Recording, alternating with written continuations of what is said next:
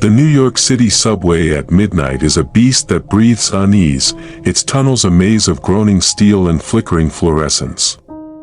The air hums with the weight of too many lives pressed too close, a cocktail of exhaustion and desperation. I was one of those weary souls, drained from a 12-hour shift at a soulless midtown office, my tie a limp noose around my neck, my briefcase a dead weight in my hand. The platform at 42nd Street was a roiling sea of strangers, their faces smudged into anonymity under the jaundiced glow of sodium lights. When the train shrieked to a halt, the crowd surged forward, carrying me into the car like driftwood on a tide. I wedged myself near the door, clinging to the cold metal pole, trying to ignore the stench of sweat, cheap cologne, and something older, sourer, that clung to the air. In front of me stood a young woman, her back pressed casually against the door's smudged glass.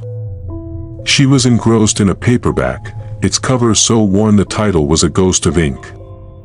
She looked unremarkable, a plain face half hidden by the book, long blonde hair cascading over her shoulders, catching the dim light in a way that made it shimmer like spun gold.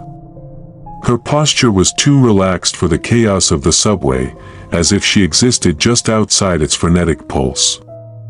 I kept my distance at first, out of courtesy, but as the train lurched forward and more bodies crammed in at 34th Street, the crowd shoved me closer. My shoulder grazed someone's backpack, and I turned slightly to avoid staring into her book. It felt too intimate, being so near a stranger in this suffocating metal box. The train plunged into a tunnel, and the windows turned to mirrors, reflecting the car's interior in a murky, distorted haze.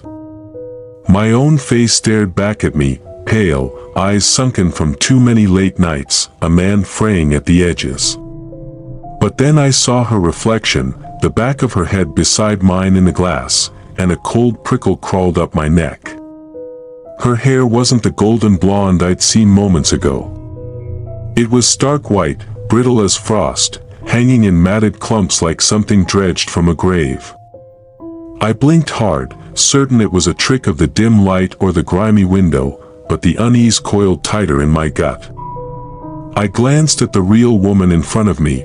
Her hair was still that soft, unmistakable blonde, swaying gently with the train's motion. My mind scrambled for an explanation. A reflection glitch, maybe, or my exhaustion playing tricks. But the wrongness lingered, sharp and insistent.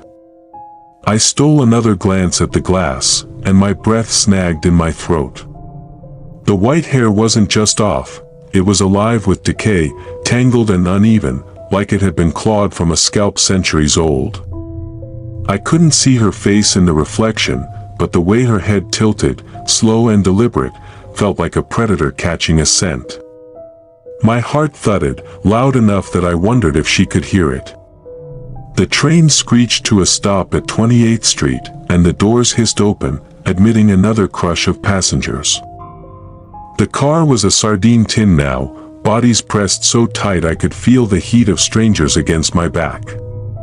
I was inches from the woman, close enough to smell the faint, cloying sweetness of her perfume, or was it something else, something like damp earth?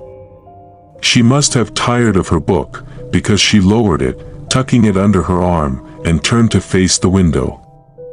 Her blonde hair shifted, revealing the sharp angle of her jaw, pale skin that seemed to drink in the light. But when I looked at the reflection again, my stomach plummeted. The face in the glass wasn't hers. It was an old woman's face, withered to a husk, with skin like cracked parchment stretched over bones too sharp to be human. Her eyes were twin voids, gleaming black and bottomless, like wells that swallowed light. Her lips, thin and bloodless, curled into a smile that wasn't a smile at all, a slow, deliberate baring of teeth, too long, too jagged, glinting like shards of bone. The real woman stood motionless, her back to me, but the reflection moved. Its head tilted, first toward me, then toward the young guy standing to my right, as if weighing us both, He was in his mid-20s, like me, with a mop of dark hair and AirPods jammed in his ears. His face was taut, his fingers twitching against his phone, his eyes flicking up and down like a cornered animal's. He shifted his weight, pressing himself against the pole as if trying to melt into it, away from the door. I caught his gaze for a moment, and the raw fear in his eyes mirrored the ice spreading through my chest. He knew something was wrong. So did I. The train rattled deeper into the tunnel, the lights flickering like a dying pulse. The air grew heavier, thick with a pressure that pressed against my temples. I tried to focus on the hum of the car, the muffled chatter of the crowd, anything to anchor myself. But the reflection drew my eyes like a lodestone. The old woman's face was still there. Her smile widening, those black eyes boring into the guy beside me. Her head tilted further, unnaturally far, her neck bending at an angle that made my skin crawl. Then her gaze snapped to me, and I froze. Those eyes weren't just looking, they were seeing me, peeling back layers of flesh and bone, rooting for something deeper. My pulse roared in my ears, drowning out the train's clatter. The air turned frigid, a bone-deep cold that seeped through my coat. A sound crept into the edges of my hearing, not the train's rumble or the crowd's murmur, but something else. A whisper, low and guttural, like dead leaves dragged across gravel. It wasn't words, not yet, but it felt alive, probing, curling around my thoughts like smoke. I told myself it was the subway, the pipes, anything but what I feared it was. But the whisper grew sharper, more distinct, and I swore I heard my name, hissed in a voice that wasn't human. The guy next to me was unraveling. His face was slick with sweat, his eyes wide and glassy. He yanked one AirPod out, his hand trembling so badly it nearly slipped from his fingers. "You hear that?" He rasped, his voice barely audible over the train's groan. I shook my head, but the lie tasted like ash. I didn't want to admit I'd heard anything, didn't want to give this thing power. But his panic was contagious, and when he ripped out his second AirPod, I saw his hands shaking like he'd been electrocuted. "It's in my head," he whispered, his voice breaking. "It's talking to me."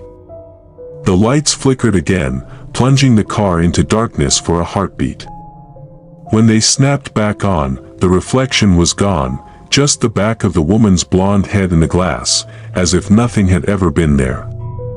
But the cold didn't lift, and the whisper lingered, now a low, mocking chuckle that seemed to come from inside my skull.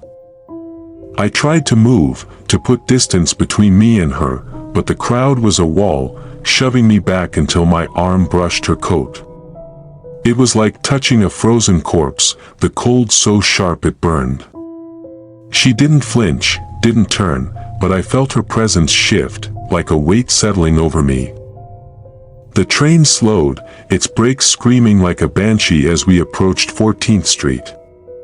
The woman's head moved, not the reflection, but the real woman.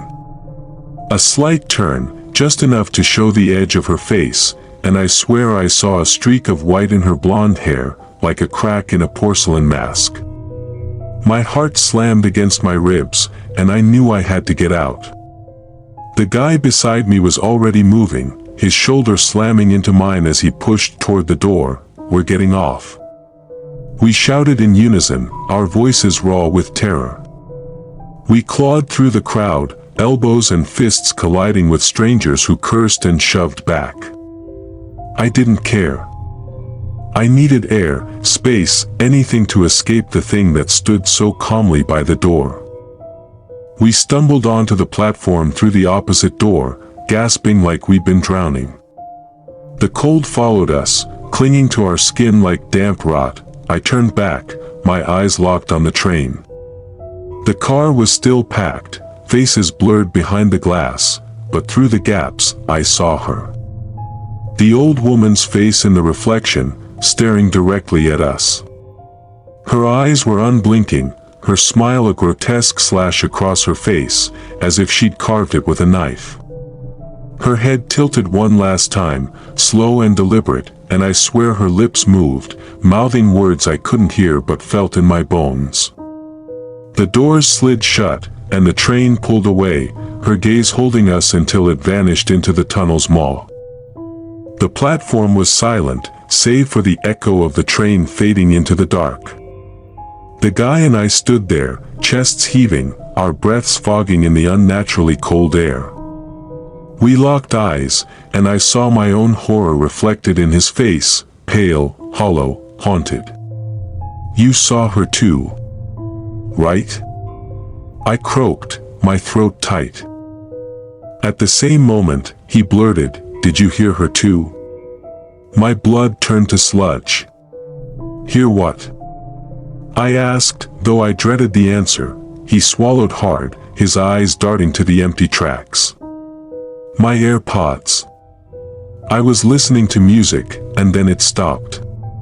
Just static, then this voice. It knew my name, man. It was whispering things I've never told anyone. His voice cracked, and he clutched his ears, as if the sound was still there, burrowing deeper. "It's still in my head. It won't stop." I didn't know what to say. I hadn't heard a voice, not like that, but that whisper. It had clawed at me, too, leaving scratches I couldn't see. I glanced at the tunnel, half expecting that face to emerge from the shadows. Her jagged smile waiting. The platform was empty, the air thick with the smell of oil and decay, but her presence lingered, a stain on the world. I don't know what she was, a ghost, a demon, or something older, hungrier. All I know is that I've never taken the subway after dark again. I avoid mirrors now, too, because sometimes, in the corner of my eye, I see a flash of white hair, a glint of black eyes.